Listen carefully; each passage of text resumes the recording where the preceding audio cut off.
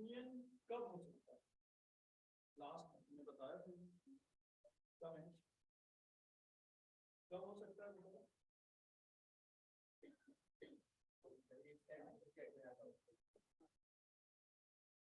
जब एक सेट किसी दूसरे सेट के अंदर, मतलब एक, पहले ये बताओ क्या प्रॉपर सबसेट जानते हो तुम लोग? सबसेट और प्रॉपर सबसेट में डिफरेंस होता है एक माइनर।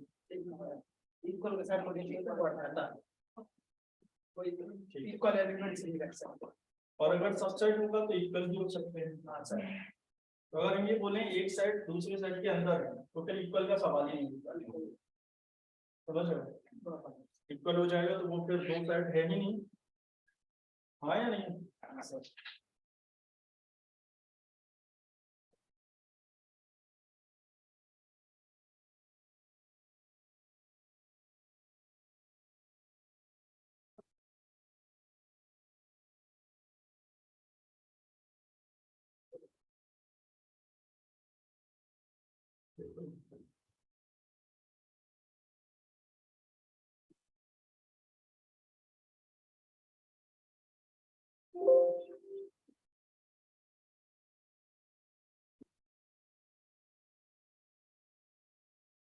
लिख लो, लिखना prove that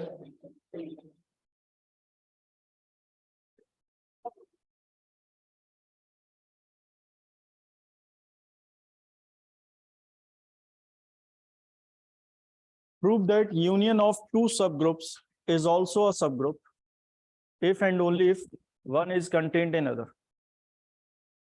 Prove that union of two subgroup is also a subgroup if and only if one is contained in other.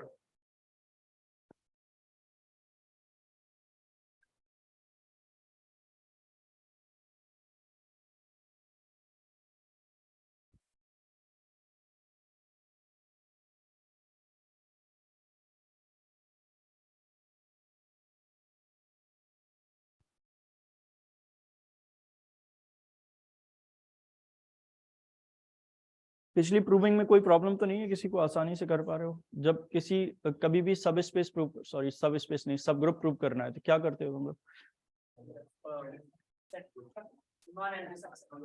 पहले नॉन एम्प्टी सबसेट प्रूव करना पड़ेगा, फिर necessary and sufficient condition prove कर दो। केवल ये दो स्टेप फॉलो करना है। बताओ फिर।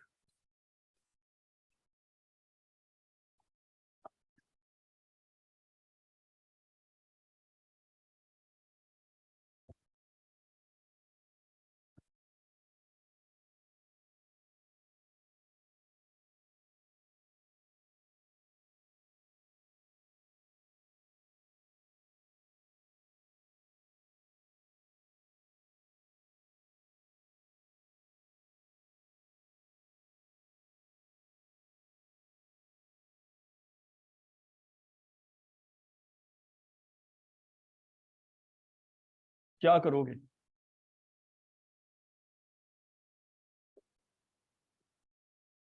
सबसे पहले तो जब हमने इंटरसेक्शन प्रूव किया था तो क्या तरीका था उसका?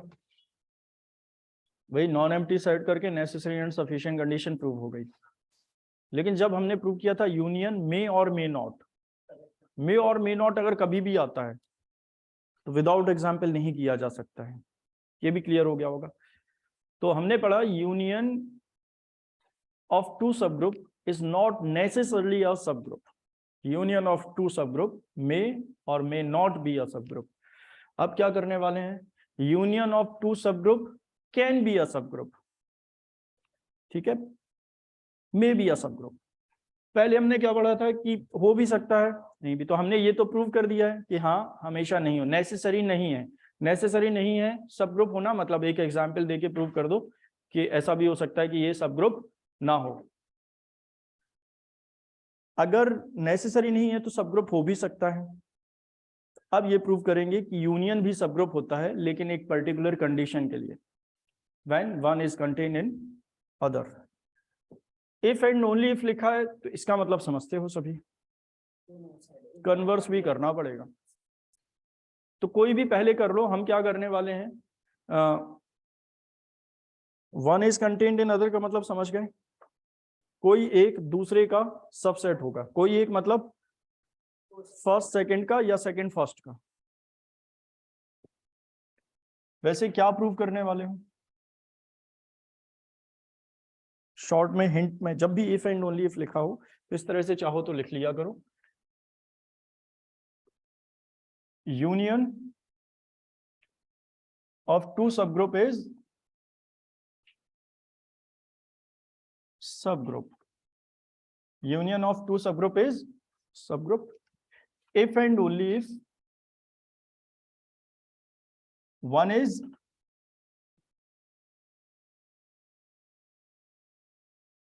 contained in other, या शॉर्ट में लिखना चाहो तो if and only if अगर हम दो सब ग्रुप क्या मानते हैं,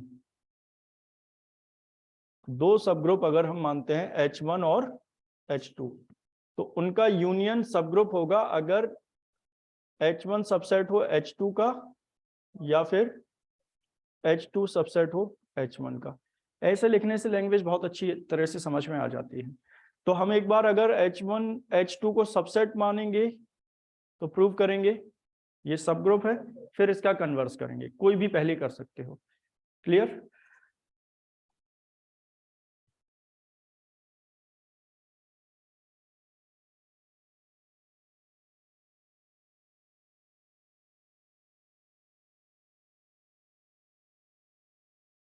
Let G be a group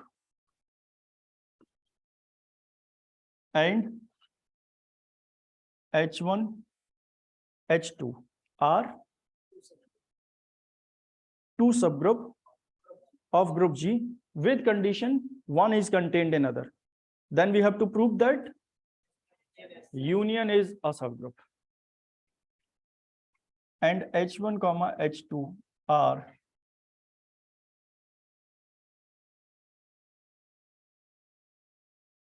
two subgroups of G, of group G. ठीक है, with condition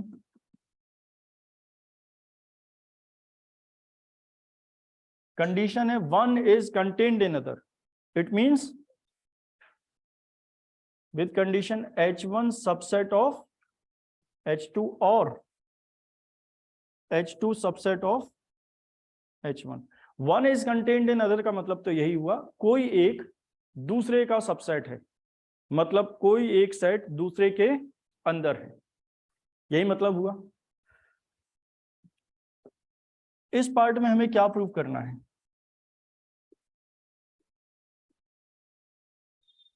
we have to prove that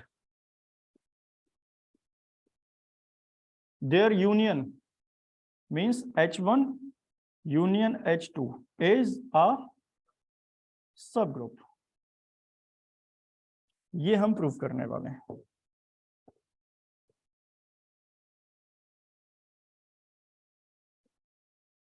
यहां तक अच्छी तरह से समझ आ गया है सभी को?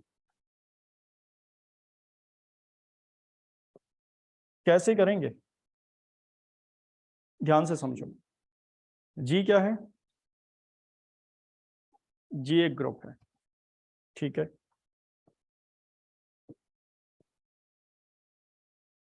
जी एक ग्रुप आ गया, इसके अंदर कितने सब ग्रुप हैं, दो सब ग्रुप हैं, और क्या है one is contained in other. तो सपोज एक सब ग्रुप ये है तो दूसरा सब ग्रुप इसके अंदर है, या फिर अगर एक सब ग्रुप ये है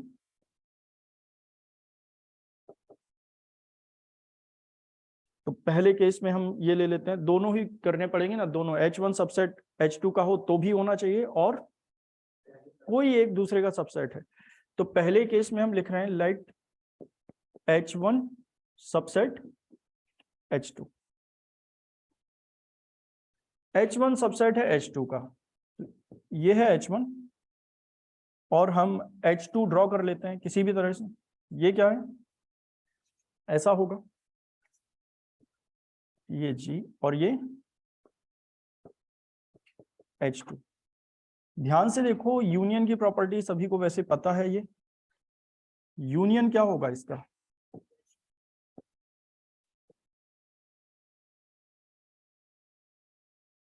ये पूरा, हाँ या नहीं? ये जो मार्क कर रहे हैं ये क्या है? यूनियन। इसमें यूनियन किसके बराबर होगा ये बताओ मुझे।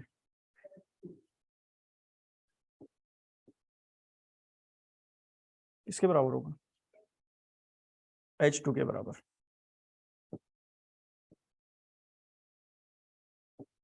ये मार्क किया, ये यूनियन है। ये प्रॉपर्टी भी याद रखो, वैसे तो नहीं पता है तो इससे कर ही लोगे। H1 अगर सबसेट है H2 का, H1 यूनियन, तो H1 यूनियन H2 किसके बराबर होगा? H2 के बराबर, बड़े सेट के। एंड H2 इज अ सब ग्रुप, और अगर H2 इसके बराबर है तो ये भी क्या होगा? एक सब group. And H2 is a subgroup.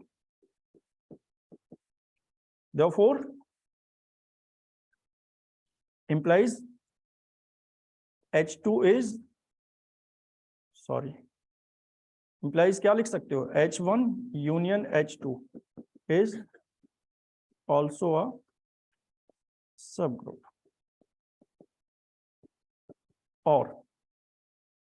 और क्या हो सकता है?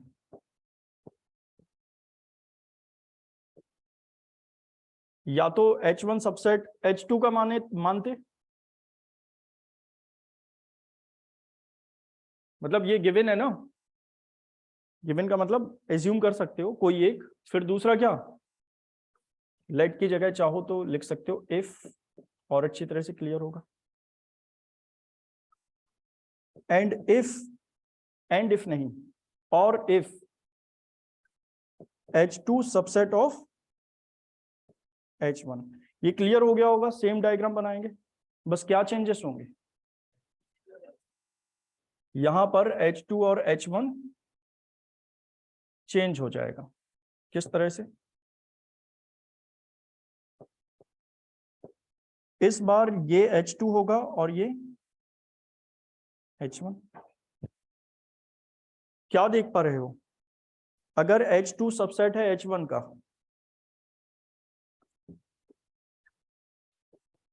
तो H1 यूनियन H2 किस सेट के बराबर है? H1, and H1 is a subgroup of G. So H1 union H2 is also a subgroup of G. क्या ये पार्ट कंप्लीट हो गया? हमने क्या एज्यूम किया है? एक दूसरे का सबसेट है, तो यूनियन क्या मिल रहा है हमें? सब ग्रुप। लेकिन हमें दिया गया है कि, मतलब पूछा गया है, हमें प्रूव करना है यूनियन ऑफ टू सब group of a group is also a subgroup if and only if one is contained in other. if and only if part करना है हमें, मतलब इसको कन्वर्सली सॉल्व करना पड़ेगा। मेन पार्ट यही है इसका।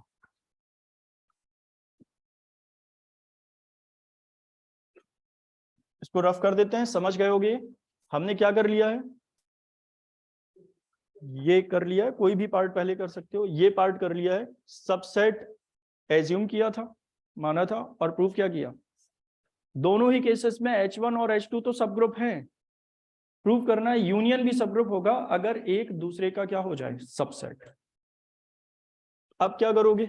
इसका कन्वर्स क्या मानोगे? अब हम करेंगे यूनियन को सब ग्रुप मानेंगे और प्रूव करेंगे एक दूसरे का सबसेट है।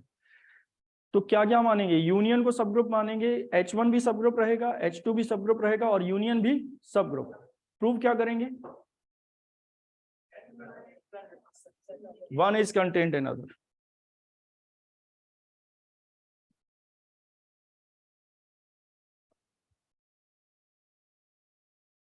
कन्वर्सली किसका कन्वर्स कर रहे हो? इस थ्योरम का ही कन्वर्स कर रहे हैं, इस पार्ट का कन्वर्स, सफिशिएंट पार्ट। क्या करोगे? फिर से थ्योरी बताओ। Late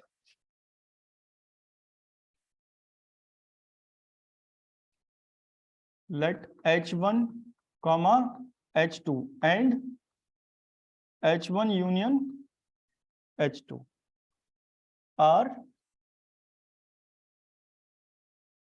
subgroups of G. Then we have to prove that one is contained in other. मतलब H1 subset of H2 or H2 subset of H1.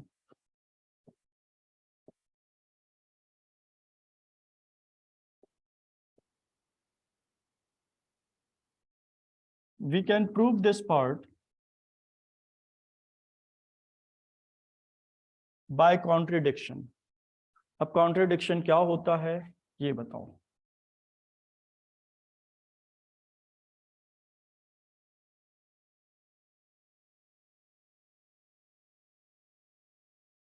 Theorem में कुछ चीजें हमें दिमाग में रखनी होती हैं जब भी किसी एक को दूसरे का सबसेट प्रूव करना है कभी भी। और सबसेट तो तभी प्रूव कर सकते हैं जब सेट पता हो, तभी तो प्रूव कर सकते हैं कि ए के सारे एलिमेंट बी में।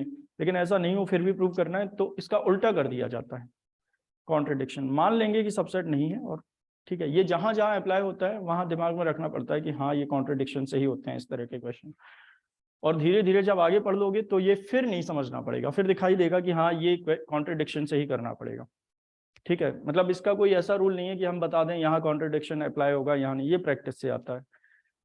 तो we can prove this part by contradiction method. Contradiction method क्या है? जो हमें प्रूव करना है उसका अपोजिट स्टेटमेंट मानेंगे और बाद में प्रूव करेंगे जो स्टेटमेंट हमने एज्यूम किया है वो गलत है, तो ऑटोमेटिकली प्रूव हो जाएगा ये। ठीक है, तो किसका अपोजिट स्टेटमेंट मानना है हमें? ये प्रूव करना है H1 सबसेट H2 और H2 सबसेट H1 लिखा है कोई एक दूसरे का सबसेट है। इसका इनवर्स बताओ, इसका अपोजिट बताओ, इसका अपोजिट बताओ।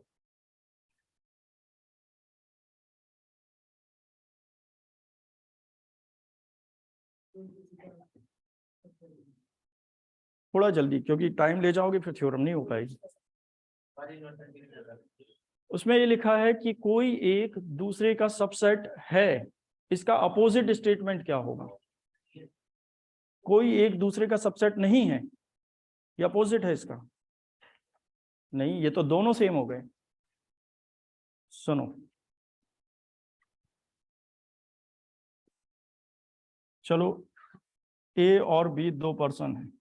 अब हम ये बोल रहे हैं कोई एक पास है, इसका अपोजिट स्टेटमेंट बताओ। क्या बोलोगे? कोई एक फेल है, वो दोनों सेम हो जाएंगे। कोई एक पास, ये स्टेटमेंट कोई एक पास का है। कोई एक फेल का भी यही स्टेटमेंट है।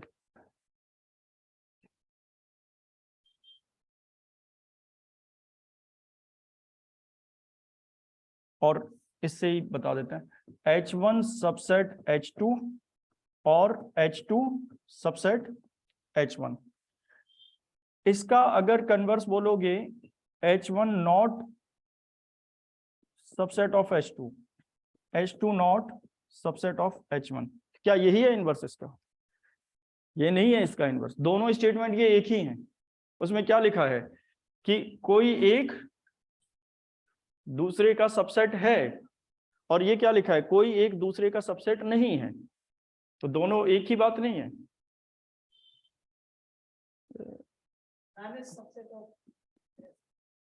H1 subset H2 and H2 subset of not a subset of H1. अब and लगाया हमने, H2 subset of H1 and H1 not a subset of H2. ये चारों लाइन एक ही हैं, चारों में एक ही बात कही जा रही है, एंड लगाना था उसे। चारों में एक ही बात कही जा रही है, कोई एक दूसरे का सबसेट है। देखो H1 सबसेट H2 और H2 सबसेट H1, इसका मतलब कोई एक दूसरे का सबसेट है। कोई एक दूसरे का सबसेट है मतलब इसका मतलब ये भी है कि कोई एक दूसरे का सबसेट नहीं है, एक ही बात है। सेकंड स्टेटमेंट फर्स्ट स्टेटमेंट दोनों सेम है। थर्ड में भी यही कहा जा रहा है कि कोई एक दूसरे का सबसेट है। देखो H1 सबसेट H2 का एंड H2 एंड लग गया, आप तो ये भी यही कह रहे हैं कि कोई एक ही दूसरे का सबसेट है, और फोर्थ में भी यही कहा जा रहा है।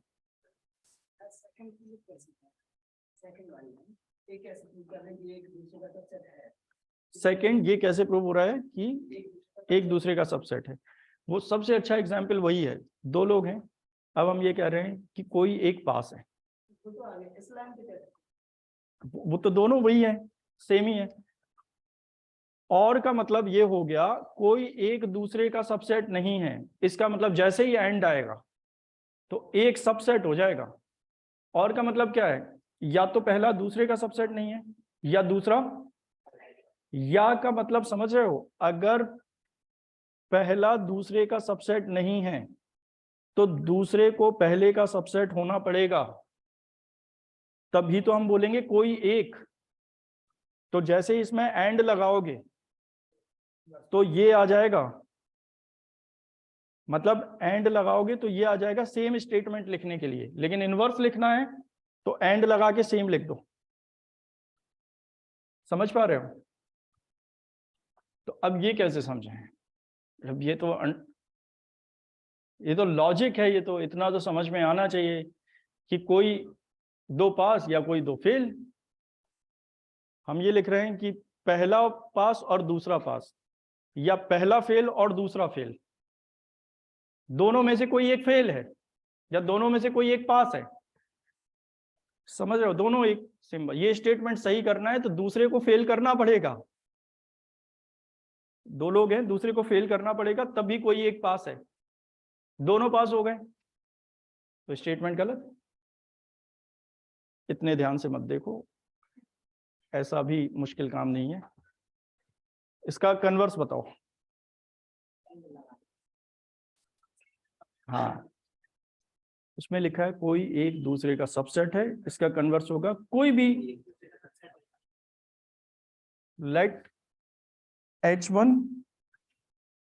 is not a subset of H2 and H2 is not a subset of H1. And क्यों आ गया ये क्लियर हुआ। अगर और लगाओगे तो वो दोनों स्टेटमेंट सेम है, कोई एक दूसरे का सबसेट है या कोई एक दूसरे का सबसेट नहीं है, दोनों का मतलब एक ही है। कोई एक दूसरे का सबसेट है का मतलब क्या होगा, एक सबसेट है दूसरा नहीं है, और कोई एक दूसरे का सबसेट नहीं है तो एक सबसेट नहीं है मतलब दूसरा है, दोनों स्टेटमेंट एक ही है। तो कन्वर्स लिखना है तो एंड लगाना पड़ेगा। ये क्लियर हो गया? ऐसा ही है।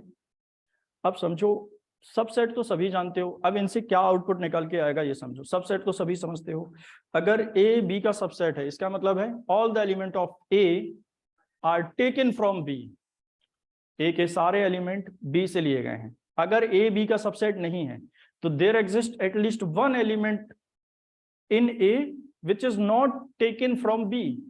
इस लैंग्वेज से शायद ज्यादा आसानी से कनेक्ट कर पा रहे होगे। ए बी का सबसेट कब है, जब ए के सारे एलिमेंट बी से ही लिए गए हों, और ए बी का सबसेट तब नहीं है जब ए में कुछ ऐसे एलिमेंट हैं जो बी से नहीं लिए गए। कुछ एलिमेंट का मतलब क्या, एटलीस्ट वन, तो एक ही दिखाते हैं हम। एटलीस्ट वन जब एक्स लिखेंगे तो वो सम एलिमेंट है, ठीक है, तो अब इससे क्या आउटपुट निकल के आता है शायद बता सकते हो तुम लोग। H1 not subset of H2 का मतलब बताओ। This one element is an H1, which is not an H2. There exists at least one element in H1 which is not taken from H2, which not belongs to H2. लिखने language लिखने का तरीका क्या है, कोई एक element बताओ, ए और बी कहीं लिखा नहीं है ना हमने, तो यही लिख लेते हैं। एक ऐसा एलिमेंट हम मान लेते हैं a belongs to H1 which does not belongs to H2, यही आउटपुट आएगा इससे। या लिख सकते हो some element A, all element नहीं है ये, ए एटलीस्ट वन है, ठीक है, at least one element A belongs to, तो चाहो तो पूरी लैंग्वेज लिखें, at least one element A belongs to H1 which is not belongs to H2। Clear है ये? बीच में एंड लिखा, ये मत भूलना, एंड और से पूरा क्वेश्चन बदल जाएगा। एंड है ना ये, मतलब एक साथ इनको लिया जा सकता है, और में सेपरेटली लिया जा सकता है, एक साथ नहीं लिया जा सकता है। कौन सा और? इंग्लिश वाला। H2 is subset of H1 ना, कुछ बच्चे बाद में पूछते हैं और में भी तो लिया जा सकता है, ए और बी, हिंदी वाला और, तो B belongs to H2 which is not belongs to H1। ये क्लियर हो गया, ये क्लियर, इनका मतलब यही है, जो हमने एज्यूम किया है उसको हमें क्या प्रूव करना है, नॉट ट्रू, सही नहीं है। तो अगर हमें ये प्रूव करना है ये सही नहीं है, इसका मतलब ये प्रूव करना पड़ेगा ए H2 में ही है। ए कितने एलिमेंट हैं? एटलीस्ट वन, मतलब सम एलिमेंट है। अगर ए के लिए प्रूव कर दिया तो बाकी के एलिमेंट्स के लिए भी प्रूव हो जाएगा। तो देखो हमने ये लिखा है H1 सबसेट H2 का क्यों नहीं है। अगर हमें ये प्रूव करना है कि ये लाइन गलत है तो हमें ये दिखाना पड़ेगा A2 H2 में ही है, सॉरी A H2 में ही है, A H2 में ही है। क्लियर? अब किसी भी तरह हम ये दिखाएंगे कि A H2 में है। अगर ये प्रूव कर दिया हमने A H2 में है, इसका मतलब ये स्टेटमेंट गलत हो गया, और अगर ये स्टेटमेंट गलत हो गया मतलब ये ऑटोमेटिकली सही प्रूव हो गया। यही होता है कॉन्ट्रडिक्शन मेथड। क्लियर हो गया इतना सभी को? देखो कैसे करेंगे। क्या H1 यहाँ एक सब ग्रुप है? डज नॉट लगा तो है? चश्मा कहाँ है तेरा? फिर क्यों नहीं दिख रहा है? लगा क्या कल से? डज नॉट दिख रहा है तुम लोगों को? ये हंस रहे हो।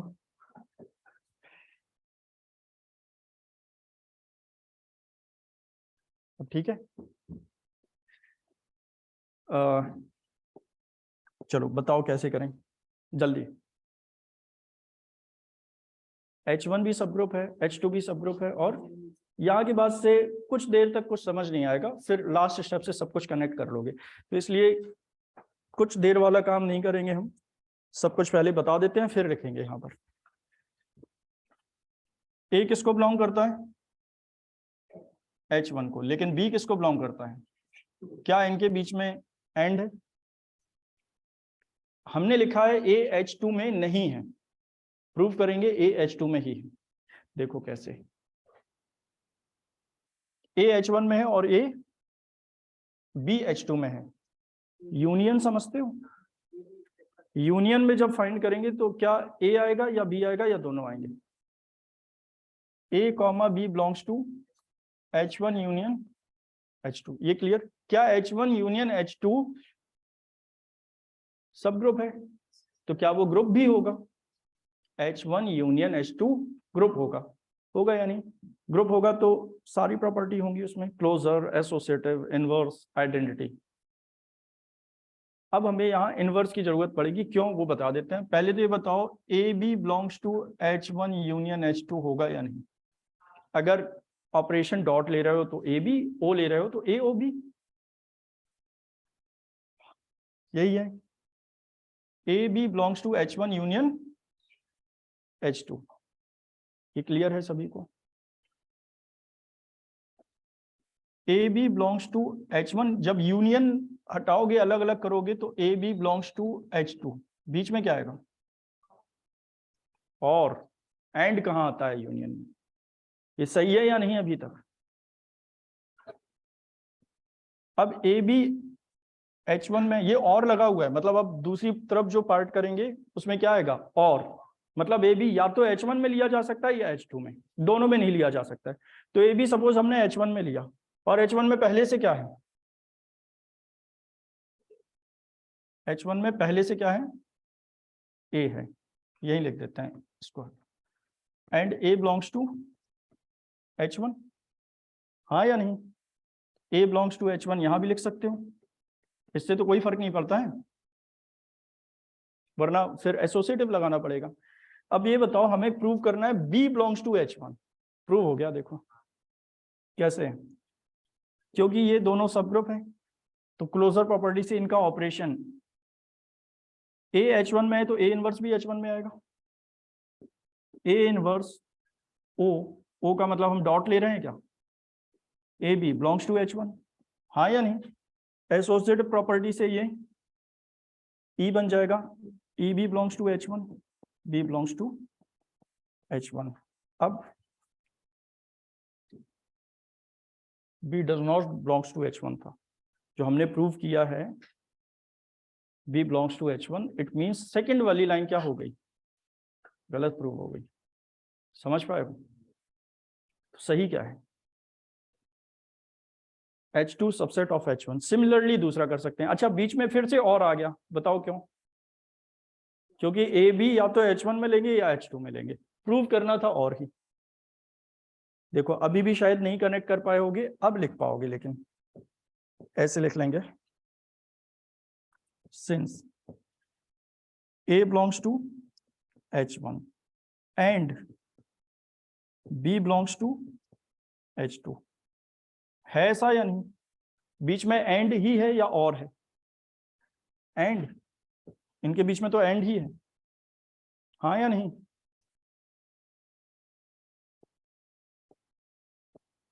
नेक्स्ट स्टेप में A belongs to H1 है, B belongs to H2 है, तो A कॉमा B दोनों belongs to H1 union H2। H1 union H2 subgroup है, तो क्लोजर प्रॉपर्टी से A B belongs to H1 union H2। क्यों? Since H1 union H2 is a सब group. अभी बताओ यहां पे किसी को भी कोई प्रॉब्लम आ रही है तो अगले स्टेप में क्या लिखना होगा? ए बी बिलोंग्स टू H1, ये शायद सभी जानते होंगे, कल बताया भी था। क्या? X belongs to A intersection B means X belongs to A and X belongs to B, but X belongs to A union B,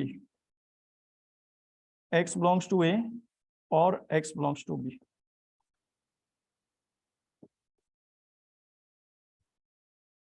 ये यूनियन है यहां पर, ए बी बिलोंग्स टू H1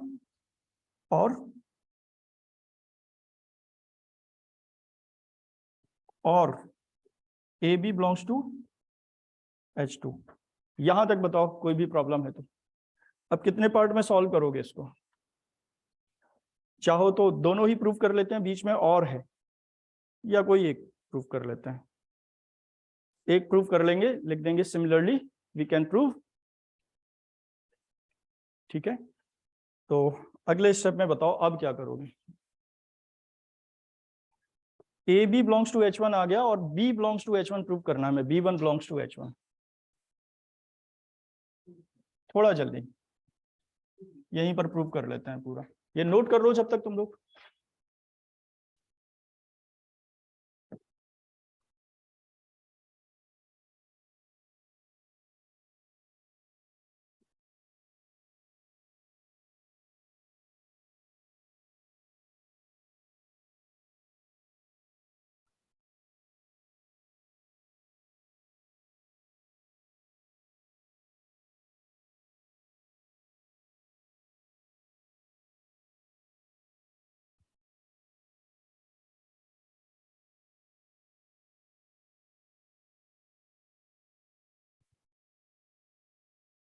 थोड़ा फास्ट लिखो।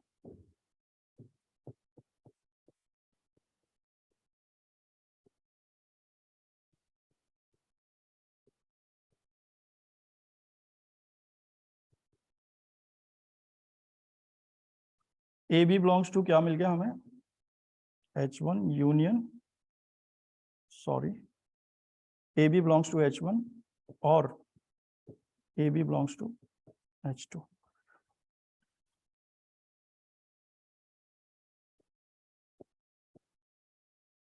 सिंस अब केवल हम इसकी बात कर रहे हैं और के बाद इसकी बात करेंगे, मतलब जो दो कंडीशन आएंगी अब उनके बीच में क्या आने वाला है। और क्योंकि ए बी या तो फिर H1 में लिया जा सकता है या फिर H2 में, तो पहले हम H1 में ले रहे हैं। H1 में और क्या था पहले से? H1 में ए बी है, H1 में पहले से क्या लिखा हुआ है? ए। क्या दोनों को साथ में लिख सकते हो? Since A belongs to H1 and AB belongs to H1, इसमें तो एंड ही आएगा। A डेफिनेटली है, यही है। ए बी इसमें हो सकता है, फिर और कंडीशन लेंगे जब, तो हम लेंगे और ए बी बिलोंग्स टू, ठीक है। सिंस की जगह इफ लिखो, क्योंकि बीच में क्या लगाना है हमें? बीच में क्या साइन लगाना है? एंड। तो इफ ये और इफ ये, क्लियर हो रहा है? If A B belongs to H1, A belongs to H1 पहले से है और A B belongs to H1 इस पार्ट में लिखा है हमने, ठीक है। B belongs to H1 prove करना है, मतलब A को हटाना है, और A को इनवर्स से हटाया जा सकता है। A belongs to H1 है, तो क्या A inverse belongs to H1 आएगा? A inverse belongs to H1, AB belongs to H1 as it is, किस प्रॉपर्टी से? By inverse, by inverse property, क्योंकि ए बी तो एज इट इज लिखा है हमने, केवल ए अगर H1 में है तो ए इनवर्स भी H1 में होगा, ये लिखा है। H1 क्योंकि सब ग्रुप है, वो ग्रुप भी होगा और उसमें सारी चार प्रॉपर्टी होल्ड करेंगे। क्या क्लोजर प्रॉपर्टी अप्लाई कर सकते हो? A inverse A B belongs to H1 by closure property. Clear? इसके बाद बताओ।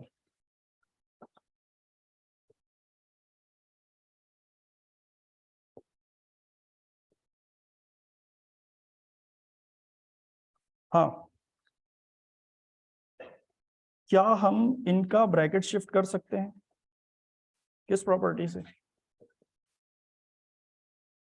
A inverse A B belongs to H1 union, sorry, only H1 belongs to H1।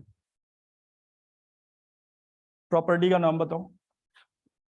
Bye associative.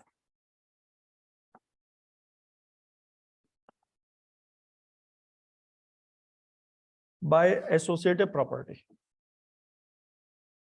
A inverse a के place पर क्या लिख सकते हो? ई। साथ में क्या है? बी।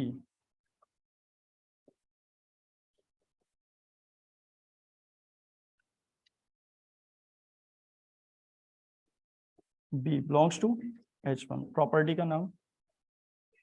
आइडेंटिटी नहीं, inverse property. A inverse a equal to e, ये इनवर्स प्रॉपर्टी है। E b equal to b, ये आइडेंटिटी प्रॉपर्टी। ई बी को क्या लिख सकते हो? B belongs to H1 by identity which is contradiction to our assumption।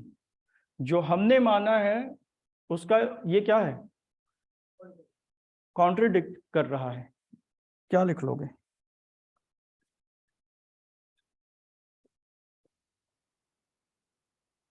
which is contradict to our assumption. Assumption हमने क्या माना है? कौन सा एजम्पशन? एजम्पशन ये वाला, यही तो लिखा है, ये देखो, ये गलत प्रूव हो गया। ये दोनों ही तो लिखे हैं हमने।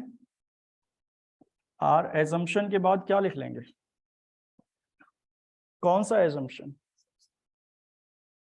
क्या, कौन सा subset? H2 not a subset of H1। ये एजम्पशन गलत प्रूव कर दिया हमने। Therefore, हेंस क्या करेंगे? Hence H2 is subset of H1।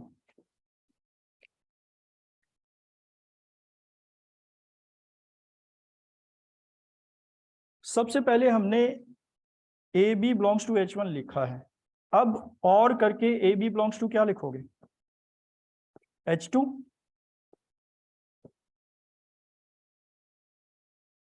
और if AB belongs to H2, similarly we can prove A also belongs to H.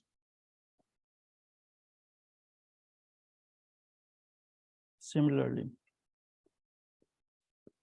we can prove H1 is subset of H2। कैसे करोगे similarly? चाहो तो करके बताएं उसको, वैसे समझ गए होगे। किस तरह से करोगे? A belongs to H2.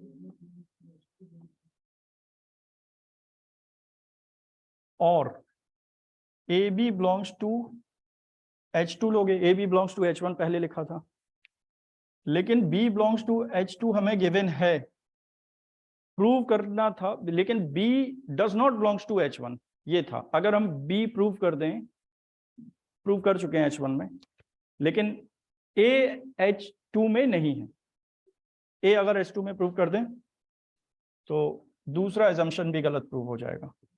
इनके बीच में एंड ही आएगा। B तो H2 में था, कंडीशन हमने दो ली है, या तो AB इसमें लिया है या AB जब H2 में लेंगे तो B तो H2 में रहेगा ही ना। AB जब H1 में लेंगे तो A तो गिवन ही था। अगले स्टेप में AB belongs to H2 and B inverse belongs to H2। AB into B inverse belongs to H2, मतलब AB operation B inverse belongs to H2। Associative से ये साथ में लिख लोगे, बाद में इसको E लिखोगे। A belongs to H2, which is again contradict to the second assumption। Clear हो गया होगा शायद। So union of two subgroup is again a subgroup if and only if one is contained in other। कुछ भी पूछना हो तो पूछ सकते हो इसमें। ऐसी थ्योरम्स को एक बार तुम लोग को करना चाहिए दोबारा, क्योंकि अभी स्टार्ट कर रहे हो तो बीच बीच में हो सकता है कि कुछ क्लास में तो नहीं रहेगी, उसके बाद फिर प्रॉब्लम आ जाए कि ये कैसे आ गया। कॉन्ट्रडिक्शन से प्रूव करना है तो ये समझ गए होगे एंड क्यों लिखा है। माना एंड था, प्रूव और ही किया है। एंड और में इतनी अच्छी तरह से याद नहीं, जो लोग याद करना चाहते हैं वो नहीं कर पाएंगे। कुछ लोग याद करते हैं थ्योरम, उनका और की जगह एंड पहुंच जाता है और एंड की जगह होगा, ऑब्वियसली ऐसा ही होगा। अगर और याद कर रहे हो तो ये हमें नहीं पता होगा कहाँ एंड लिखना है कहाँ और, कभी भी और की जगह एंड पहुंच सकता है, वहां एग्जामिनर समझ जाते हैं। लेकिन इसको कर पाओगे खुद से? अभी तो कर लोगे, अगर अभी करने को देंगे तो। कुछ दिनों बाद का कुछ नहीं पता है। अभी तो ये भी कर लोगे, H1 intersection H2 is a सब ग्रुप। जो घर पर देखो, इस बुक को पढ़ने का एक ही तरीका है, बहुत अच्छी तरह से जो पढ़ा रहे हैं वो घर पे पढ़ो, क्योंकि अगली क्लास में आओगे तो थोड़ा और स्ट्रांग हो जाएगा ये टॉपिक। और कुछ नहीं करना है, कोई होमवर्क नहीं मिल रहा है अभी, कुछ नहीं, बस यही क्वेश्चन जाके एक दूसरी कॉपी में लगा लो। क्योंकि ये बहुत दिनों तक नहीं रहेगा दिमाग में। थ्योरम्स हैं ये सभी, और 90% तो इसमें थ्योरम ही मिलेंगी तुम लोग। क्वेश्चन तो शायद ही रेयरली देखने को मिले कोई, और क्वेश्चन भी लिखेंगे वो भी थ्योरम की तरह ही दिखाई देगा।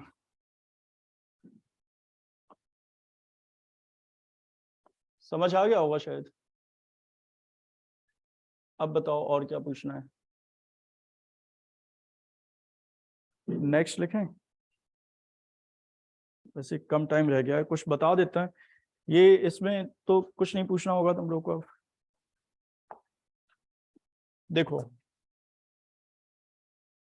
ऑर्डर वगैरह है ये,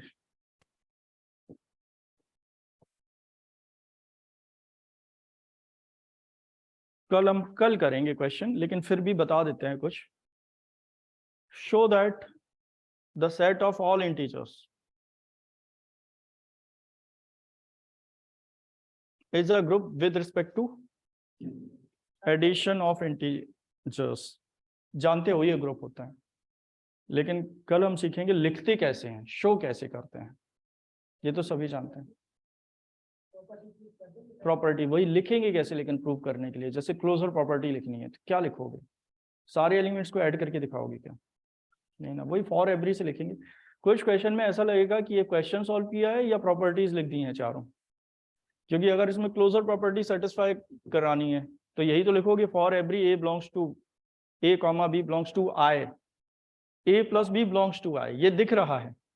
अब ऐसा करके नहीं दिखाएंगे ना हम कि 0 1 + 2 = 3 एंड 3 बिलोंग्स टू आई। कितने कर पाओगे ऐसे?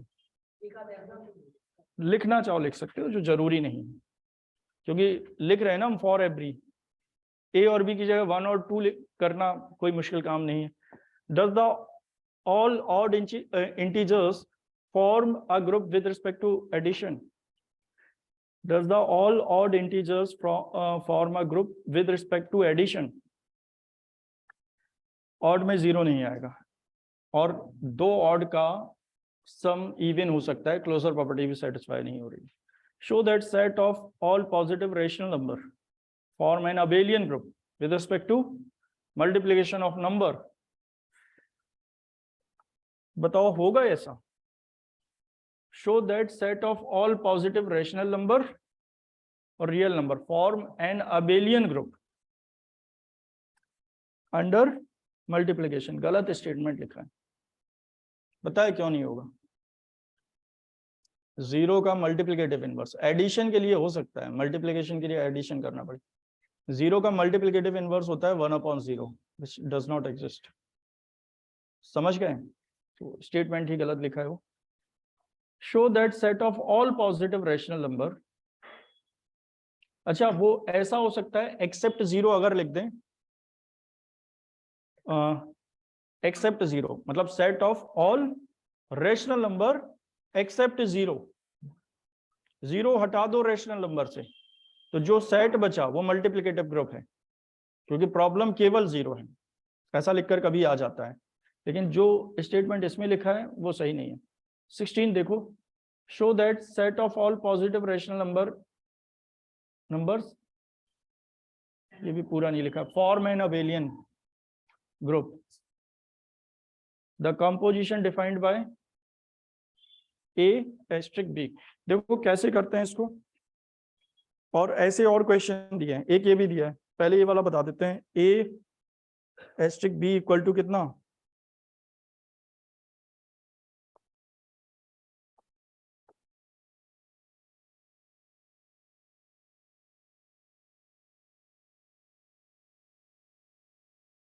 डेट क्या है?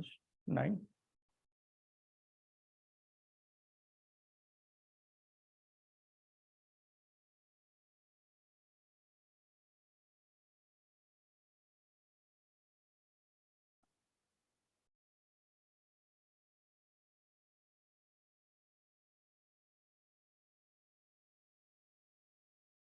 अब देखो,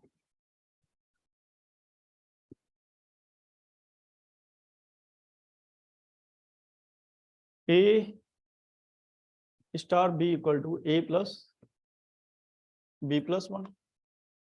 ये हालांकि कल दोबारा बताएंगे, अभी एक आइडिया लग जाएगा अगर करना चाहो